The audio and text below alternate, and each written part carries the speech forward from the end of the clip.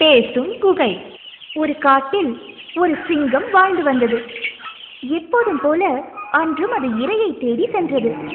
ஆனால் அன்று ஏதும் கிடைக்கவில்லை. இறுதியில் ஒரு குகையினுள் சென்று பதுங்கியது. அன்று இரவு அங்கு தங்க வந்த மிருகத்தை உணவாக்க எண்ணியது.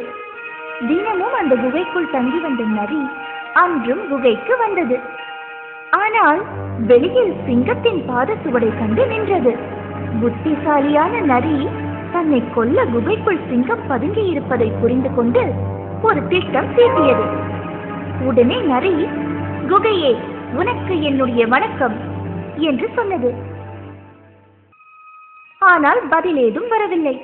நரி மீண்டும் குகையை பார்த்து, என்ன குகையே, தினமும் எனக்கு நீ பதில் கூறுவாயே, இன்று உனக்கு என்ன ஆயிற்று என்று கேட்டது. உள்ளே இருந்த சிங்கம் பதில் வணக்கம் சொன்னால் நரி உள்ளே வரும் என்று தவறாக எண்ணி வணக்கம் என்று பதில் அளித்தது. உடனே நரி, முட்டாள் சிங்கமே, எங்கேயாவது குகை பேசுமா என்று கூறிவிட்டு சிரித்துக் கொண்டே ஓடியது. அவமானத்தால் சிங்கம் வெளியே வந்தது.